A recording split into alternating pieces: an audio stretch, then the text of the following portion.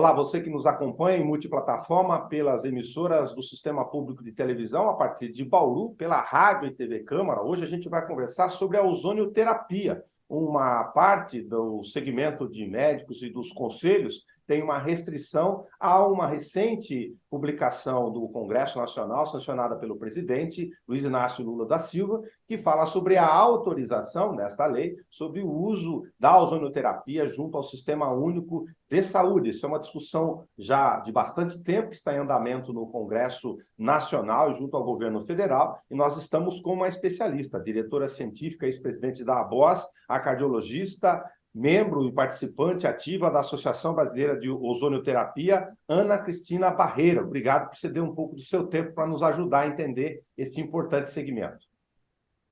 Imagina. Olá, pessoal, é um prazer eu estar aqui tentando ajudar um pouquinho nesse momento e fico muito feliz em estar podendo mostrar um pouquinho da ozonioterapia para todos, né? E os benefícios e tirar um pouquinho dessas dúvidas que está havendo hoje, principalmente depois da aprovação da lei no país, né? Tá. A gente precisa conversar com o leigo aqui para a rádio e televisão no sistema público para eles entenderem exatamente o que é a ozonioterapia e quais as aplicações que a senhora já está bastante consolidado no meio da sua experiência para a questão médica neste momento como uma questão complementar importantíssima aos sistemas ou às ferramentas que a gente tem para controle e eficácia de doenças. Veja bem, hoje nós temos várias aplicabilidades para a ozonioterapia, mas assim, o que a gente observa de maior resultado e que tem mais trabalhos, né, mais robustos em relação a isso, é na dor e na parte de feridas, né? E por que que ele funciona na dor e por que que ele funciona bem nas feridas? Porque o ozônio, a gente tem que entender que a ozonioterapia, ela não é um remédio, ela é um tratamento. Então, o que que o remédio faz? O remédio, ele age em cima de uma doença, ou seja, é uma droga ligada a um receptor no corpo, né? Alguma coisa que recebe aquele medicamento e aquele medicamento vai funcionar. Ótimo. A ozonioterapia, ela é diferente, ela não é um remédio, ela é uma terapia que vai levar o corpo a entrar num processo de ajuste para a normalidade, onde ele saiu em função de estresse, em função de contaminações ambientais, em função de doenças, uma série de alimentações, uma série de coisas que levam a essa desorganização do corpo, e o ozônio ele vai devolver para esse corpo, ou ele pelo menos vai tentar devolver para esse corpo a harmonia dele, né? Falando assim, num processo bem, bem leigo, né? Então, o que a gente observa nas ações do ozônio? Então, ele vai lá no corpo fazer uma modulação da inflamação. Então, ele vai melhorar a inflamação. Ele não vai tirar a inflamação como um anti-inflamatório normal, assim. Ele não tira totalmente, né? Ele modula essa inflamação. Porque a inflamação também é importante, só que ela passa a ser doença, passa a ser problema quando ela fica muito alta, né? Quando ela aumenta demais.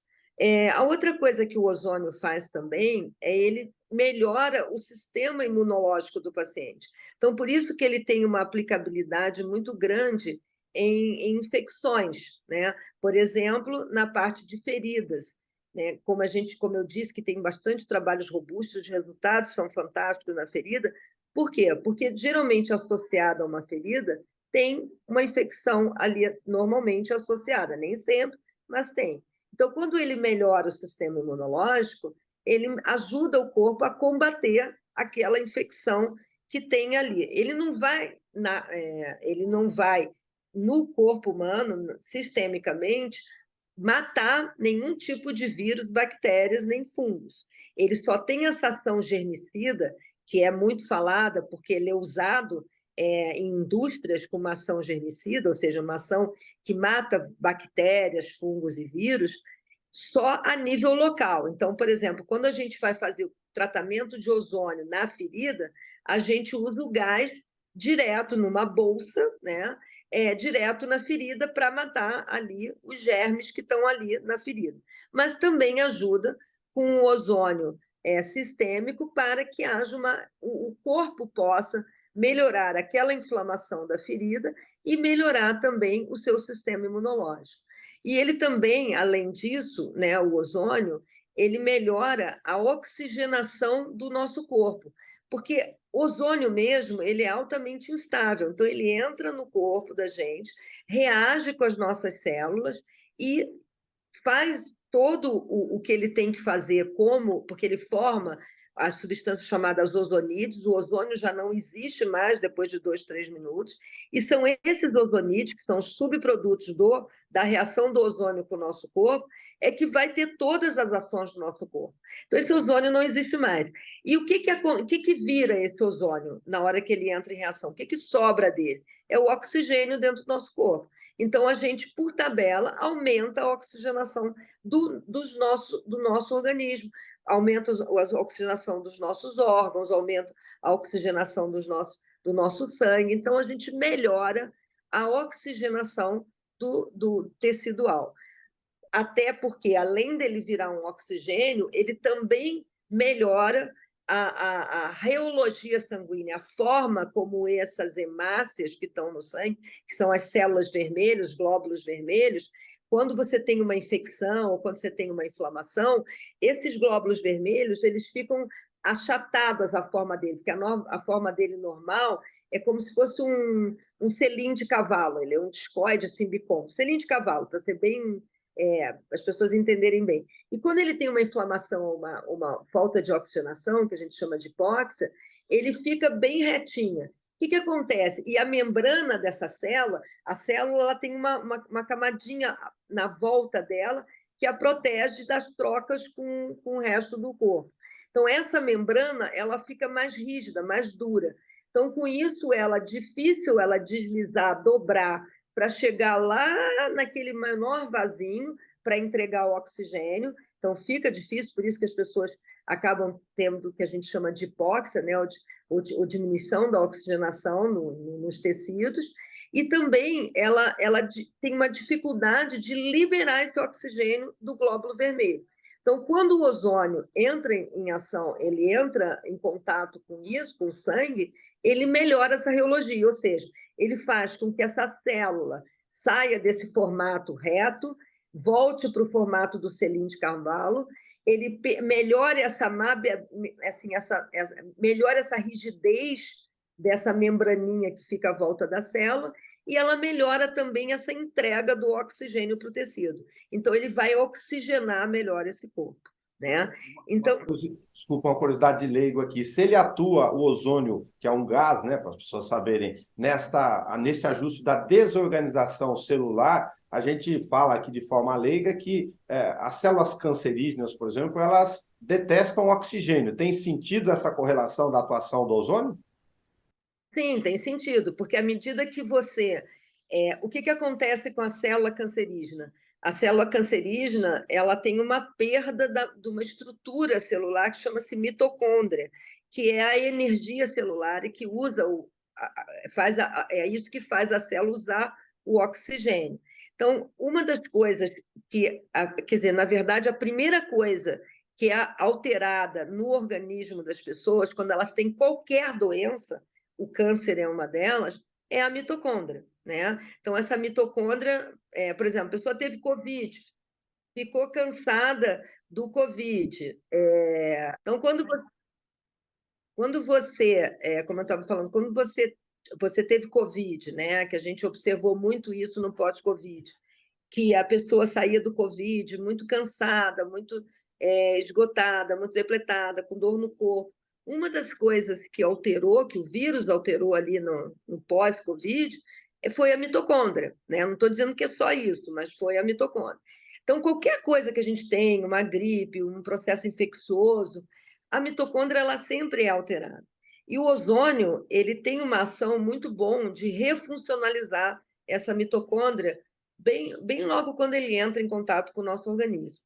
Então, com isso, ele melhora, né, a energia celular da célula, que na célula cancerígena há uma perda disso.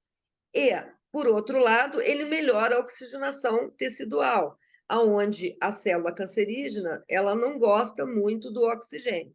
Mas eu tenho que deixar muito claro aqui que isso é uma coisa que acaba dando uma ideia errada, é que o ozônio ele serve para tratar o câncer. Gente, o ozônio é uma terapia complementar no tratamento de qualquer doença, inclusive o câncer. Né? Ele não vai, ninguém pode dizer para você que você vai fazer só o ozônio e o seu câncer vai ser curado. Isso está errado. O câncer ele vai entrar para ajudar. Por quê? Porque além dele melhorar toda essa oxigenação, ele também ajuda a potencializar o tratamento da quimioterapia, do imunoterápico, da radioterapia, diminuindo um pouco os efeitos colaterais disso. Então, quando você trabalha junto com o oncologista, em sinergia com ele, em ligação com ele, você ajuda melhor esse paciente a se tratar melhor do câncer. Ele passa melhor por todos os processos que a gente sabe que muitas vezes são muito difíceis para o paciente passar, né? Mas que é necessário para tratar. Legal. O que a senhora atribui da experiência da senhora, então, neste momento, da questão da resistência de boa parte da academia médica, da ciência, sobre o uso dessa terapia complementar? Então, veja bem, o que a gente está observando de resistência o que eu acredito é que é uma coisa normal, né? Toda ciência passa por isso. Primeiro, ninguém acredita nada, depois todo mundo começa a, a questionar as dúvidas para depois se acreditar. A única maneira é com informação, da gente quebrar isso. É a gente explicando, a gente mostrando. Existem muitos trabalhos com evidência científica. Não é verdade que não existe evidência científica. Isso é uma cantiga que estão cantando, né, que não tem embasamento nenhum científico nisso. Né? Então, assim, existe muito embasamento científico em revistas robustas, com embasamento de grau de impacto grande, mas tem que ser procurado, tem que ser lido, tem que se perder, talvez, a má vontade com isso. Mas veja bem, nós estamos falando de uma entidade, a Associação Médica Brasileira, mas eu quero deixar aqui uma explicação para a população em geral, que existem 3 entidades médicas de igual teor em termos de robustez, em termos de poder, que é o Conselho Federal de Medicina, é a Associação Médica Brasileira e a Federação Médica Brasileira. Todas 3 têm o mesmo valor de poder. Então, assim, a Federação Médica Brasileira é a favor da ozonioterapia. O Conselho Federal de Medicina abriu uma câmara técnica para justamente, de novo, avaliar as evidências, porque essas evidências que eles fizeram foi por um outro grupo lá atrás, muitos anos atrás, e depois não se foi feito essa revisão. Então, assim, nós temos, a cada ano, saem muitos trabalhos com muitas evidências científicas. E já foi aberto essa Câmara Técnica por esse novo Conselho Federal de Medicina, que é um conselho extremamente aberto a novas tecnologias, né, para que possa realmente eles verem esses graus de evidências e liberarem de uma forma mais ampla a ozonioterapia. Todos os outros conselhos da área de saúde, que também estão liberados para fazer ozonioterapia, eles já tinham feito essas análises técnicas científicas e foi liberado por todos os outros conselhos. Isso eu também quero deixar bem claro. Isso em relação ao Conselho Federal de Medicina, mas os conselhos de biomedicina, o Conselho de enfermagem, o Conselho de farmácia, o Conselho de odontologia, o Conselho de fisioterapia, todos já fizeram essa revisão do grau de evidências e aprovaram a ozonioterapia. Eles não são piores ou melhores do que o Conselho Federal de Medicina. E agora o Conselho Federal de Medicina também abriu sua Câmara Técnica para fazer essa mesma avaliação que os outros conselhos já fizeram e que já foi liberado nos outros conselhos. Né? Então, assim, é isso que a gente tem que deixar bem claro para a população, porque isso faz margem de confusão. E uma outra coisa que a gente também tem que deixar bem claro, que na medicina nem tudo tem grau de evidência A e B, né? Um A, B. Muitas vezes o grau de evidência é tipo C, que é um grau de evidência daquele que é um profissional experiente que mostra a sua experiência clínica naquilo. Isso é o grau de evidência C. Hoje, não sei se as pessoas sabem, mas só 10% dos medicamentos têm grau de evidência A e B. Os procedimentos cardiológicos, na sua maioria, têm grau de evidência tipo C, que é um grau de evidência, a meu ver, fantástico, porque é a experiência prática daquilo que se está fazendo, né? Com resultado, com resultado. Então, por exemplo, outro dia eu estava conversando com um ortopedista, que é outra área que tem uma gama de trabalhos muito importante, que é na área de dor, e é muito importante porque hoje a população sofre muito de dor e cada vez mais as coisas estão de um custo muito grande, e custo que eu digo não é custo financeiro, é custo de trabalho, custo de vida, custo de qualidade de vida, né? É muito ruim, porque a pessoa com dor ela não tem vontade de fazer mais nada, só de ficar parada em cima de uma cama. E, às vezes, ela não pode fazer uma cirurgia, ou, às vezes, tem uma dificuldade de acesso, né, a fazer essa cirurgia, porque não é também uma coisa de custo barato. Então, a ozonioterapia vem entrando para ajudar, complementando e melhorando essa dor. Por exemplo, eu estava conversando com um ortopedista e ele disse que depois que ele introduziu a técnica da ozonioterapia na sua prática diária, 90% dos pacientes ele tem resolvido na área de dor. Lógico, como uma terapia complementar. Você não pode abrir mão de determinados medicamentos ou determinada fisioterapia ou qualquer outro tipo de tratamento que são associados para a área de dor hoje em dia. Mas ela é muito robusta nesse tratamento para dor, entendeu? Ela ajuda bastante o paciente. Tá. Um outro dado, talvez, por causa da questão leiga aqui, daquelas informações simplistas, né? Eu vi, por exemplo, nessa semana, na repercussão da lei autorizativa publicada no país, uma menção de uma profissional que falou, olha, mas tem que tomar cuidado porque o ozônio é um gás tóxico. Aí usa uma expressão que, se apropriada no meio público, leigo, pode gerar dúvidas, inclusive, e outros tipos de interpretações.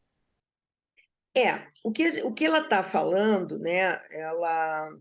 Ela não está errada de dizer que o ozônio é tóxico, mas ela tem que dizer qual é o ozônio que ela está falando, tá? Então vamos lá. Nós temos o ozônio medicinal, temos o ozônio que é trabalhado na indústria, que a gente sabe que as indústrias usam ozonioterapia.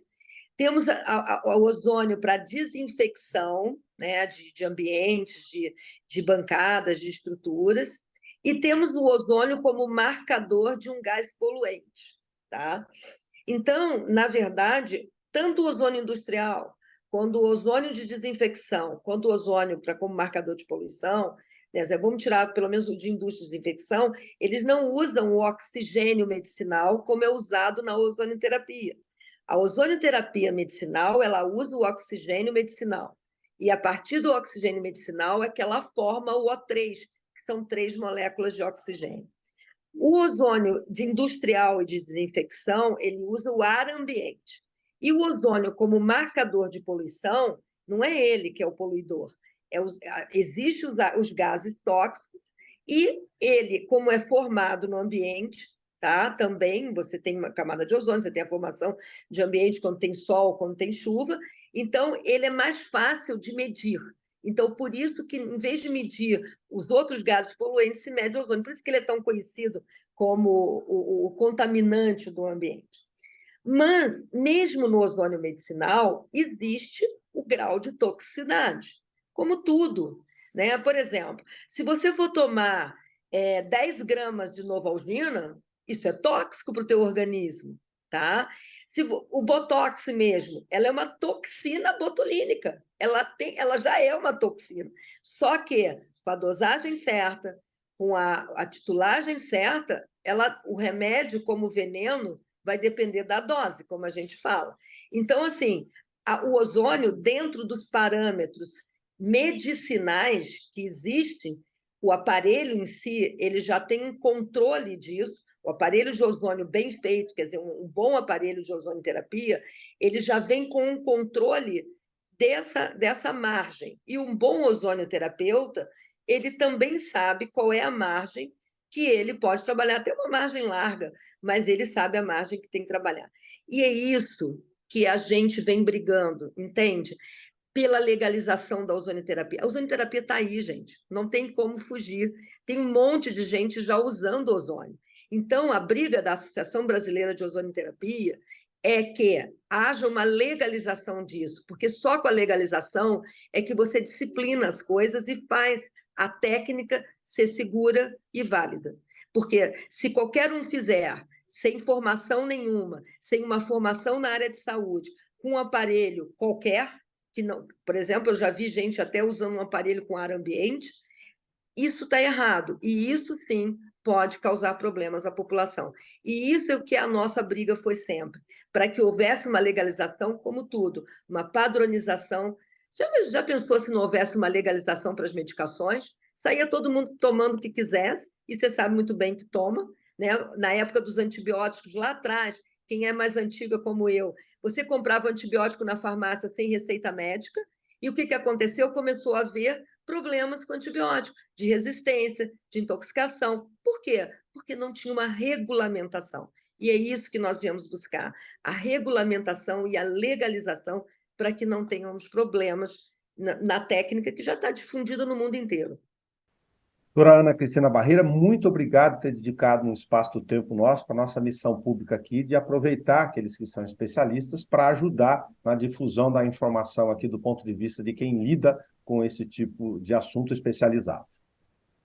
Muito obrigada a vocês pela oportunidade da Associação Brasileira de Ozonioterapia de se explicar e de falar para a população brasileira que os maiores beneficiados, nós sempre brigamos para beneficiar a população brasileira. E é para isso que nós estamos aqui e vamos continuar brigando para que essa população, que às vezes carente, possa ter acesso a uma técnica que é usada no mundo inteiro com segurança.